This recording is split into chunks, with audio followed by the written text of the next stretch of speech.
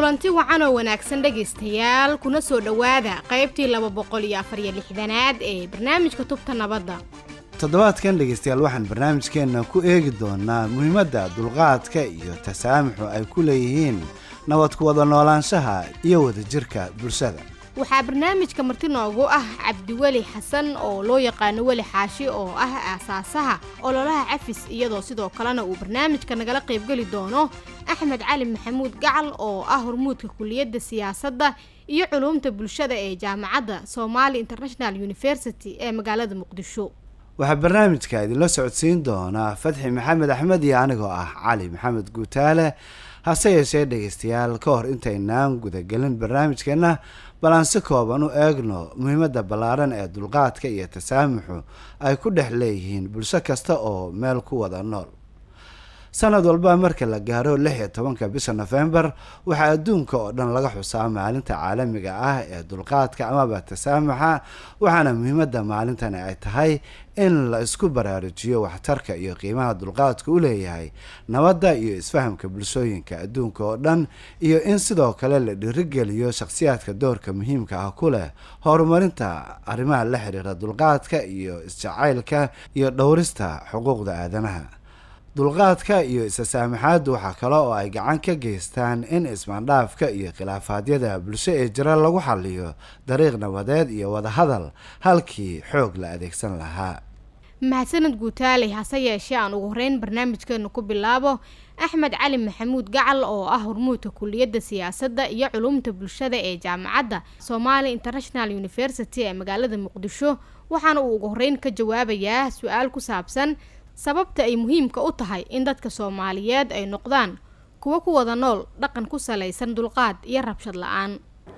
Soomaalidu waxay u leedahay muhiimad aad u weyn u leedahay runtii waliba wax kaga baahi badan xilligan la joogo ma jiro. maxaa yeelay nabad la'aanta waxa keena khilaafka iyo dagaalka. khilaafka iyo dagaalkana waxa keena wax kale ma ahan waa samir la'aanta iyo dulqaad la'aanta waay. haddii la isku tanaasulo heshiis baa imaanaya, heshiis dabadeedna waxa jira waxa waaye nabad haddii la waayana wax jiraya ma lahan. marka Soomaalidu inay is aaminaan ee walaaloowaan oo ay dirisnimada iyo nolosha dambe fiiriyaan oo hadda dhulkaanan ka haysta iyo ana halkaan maamulay iyo waxa ka weyn nolosha dambe oo la gaari doono haddii la isku sabro oo la dulqaato oo ah barwaaqo iyo shidaal in la soo saaro nabadii beerihii isdhaxgalkii bulshadii waxbarashadii iyo ziyaada kalsoonidii dadka oo dhismata. maanta gobol kale tagi kara ma laha. hadduu qof halkan ka tago gobol kale tago waxa la leeyahay martiya ku tahay. hadda waxa ka dhacay Laascaanood oo aragtay in dad laga soo raro waxa keenaysa waxa is aamin daradii dadka iyo inay wada noolaadaan ayay wili isla fahmin. marka waxay keeni kartaa haddii ay dulqaadka iyo badiyaan nabad iyo wada noolaansho u keenay muhiimad weyn u leedahay. Soomaaliduna waxa la dhahaa dad dulqaadka ku yar oo aan samirkooda badnayn waay. taas marka waxay sabab u tahay wax kastoo la rabay oo nidaam in la gaaro xanaaqa iyo dulqaad la'aanta ayaa ka baabi'iya oo maba la gaarabo wixii la rabay oo nidaamkii iyo kala dambeyntii ah. marka sidee buu dhaqanka ku salaysan dulqaadku uu gacan uga geysan karaa xasiloonida iyo nabad ku wada noolaanshaha bulshada? macno weyn u leedahay. waxayna sababi kartaa haddii dulqaadkaas si dhaba loo dhaqan geliyo iyo is ogolaanshada bulshada dhexdeeda in mujtamacu uu gaaro barwaaqo. maxaa yeelay dalka waa la wada leeyahay. dadka Soomaaliyeed oo dhan iska leh, qof kasto kalar kale leh ama haysta ma aragtay lahjad kale leh ama qabiil kale ah ama gobol kale degan, dalka waa la wada leeyahay. marka waxa is leeyahay haddii ay isku dulqaataan is aaminaan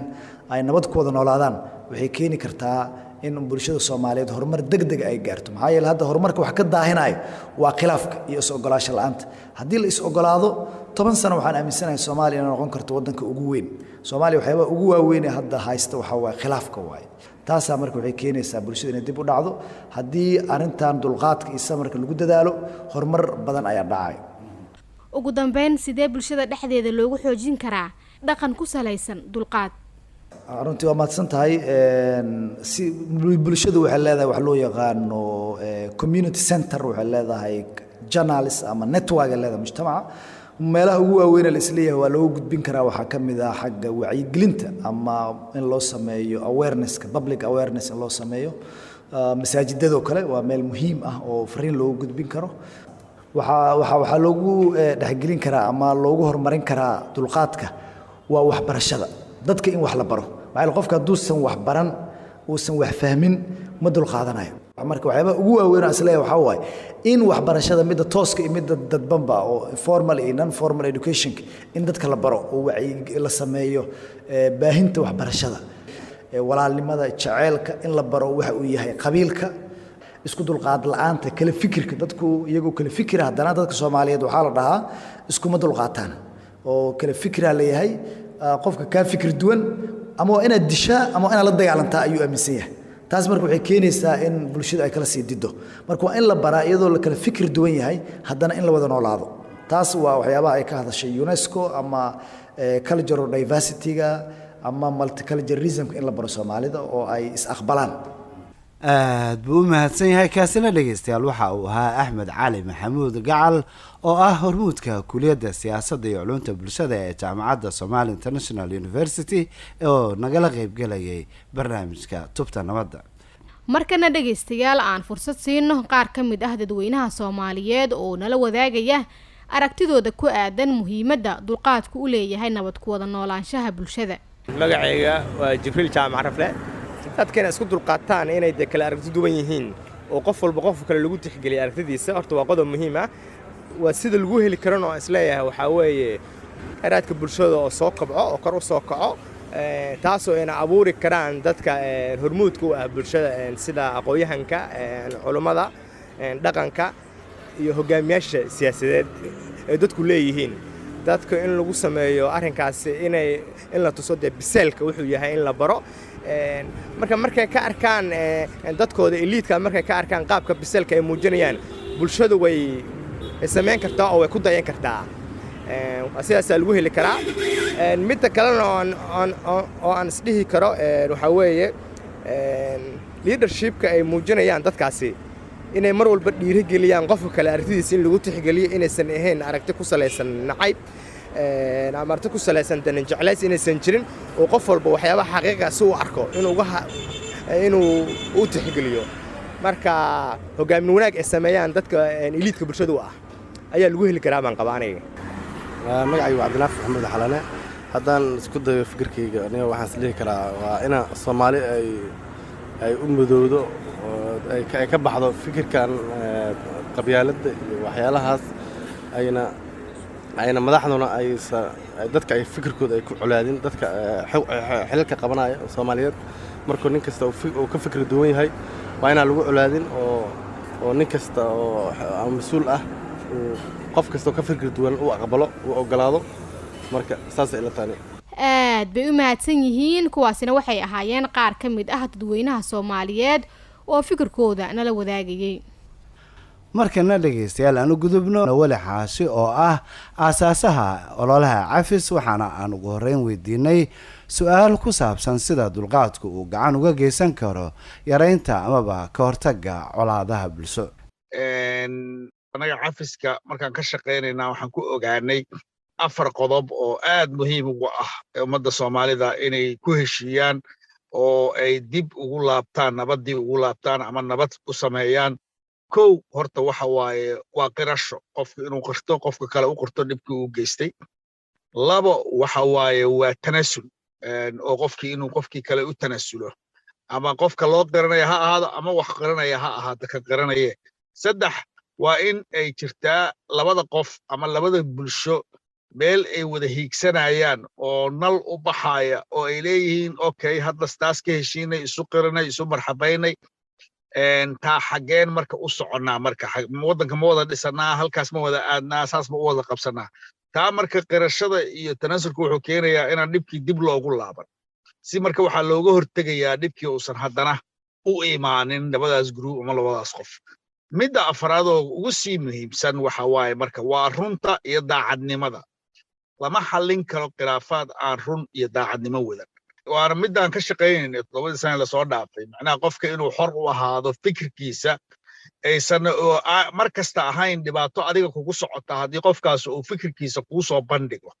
sideedana waa Soomaalidu waxyaabaha ay u baahan tahay inay barato oo ay ka tanasusho oo ay ogaato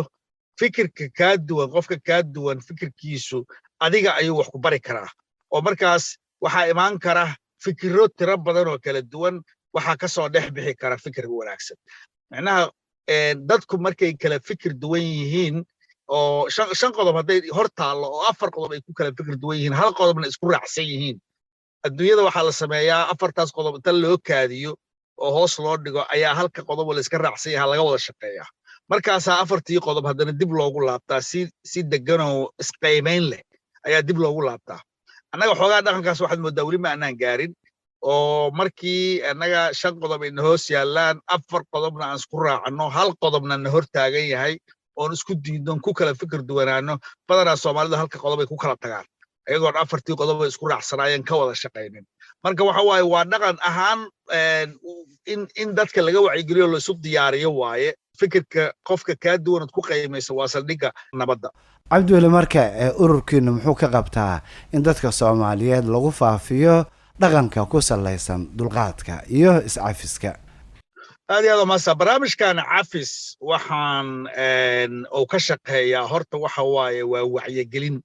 wacyigelintaas ummadda lagu wacyigelinayo number 1 inay ummaddaana ummad wax wada leeyihiin number 2 in ummadda la fahamsiiyo dhaqamadii xumaa ee qaldamay ee dhibaatada ahaa ee Soomaalidu leedahay oo wada ognahay oo cunsurinimadu ka mid tahay oo qabyaaladu ka mid tahay inaan dib ugu laabno si cilmiyeysan dib ugu baarno aan dadkii ka doodsiino ka wada hadalno qabaa'ilkaanu maxay yihiin xagee ka yimaadeen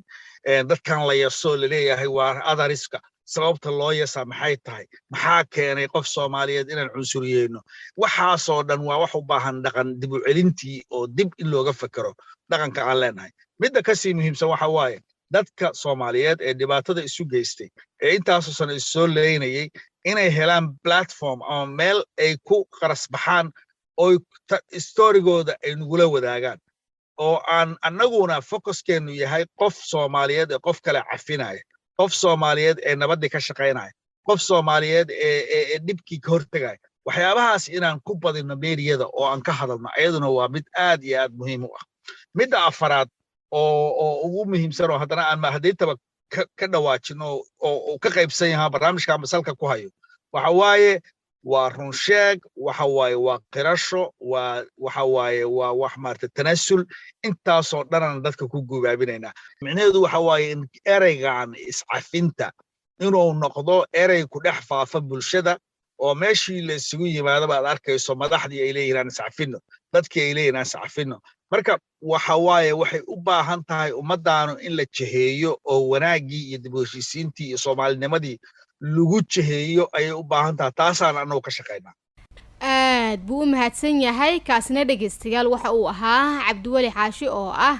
aasaasaha ololaha cafis oo u waramayay barnaamijka tubta nabadda markana dhageystayaal waa dhinacii wararka barnaamijka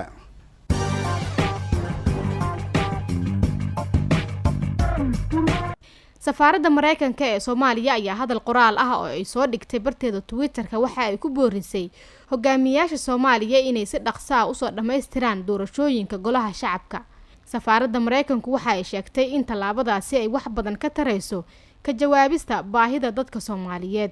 saaxiibada caalamiga ah ee Soomaaliya ayaa sheegay inay soo dhaweynayaan isla markaana ay ku faraxsan yihiin dhameystirka doorashada xubnaha aqalka sare ee Soomaaliya. war-saxaafadeedkan ayaa saaxiibada beesha caalamku waxa ay ku sheegeen inay si weyn uga walaacsan yihiin dib u dhac ku yimid jadwalka doorashada iyagoo sheegay in si weyn loogu baahan yahay in la dedejiyo doorashada dalka Soomaaliya.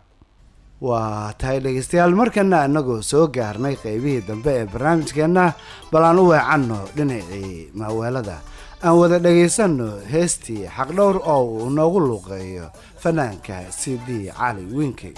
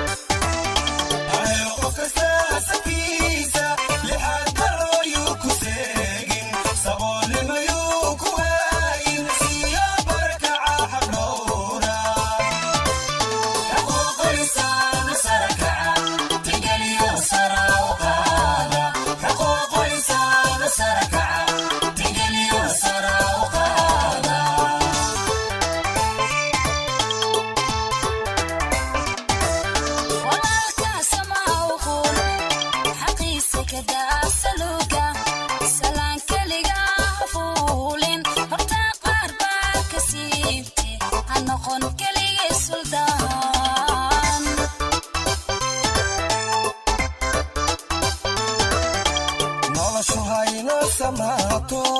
xumaanoo dhan hasuushe qof kastoo saaran dunida ha helo saamiga xaqiise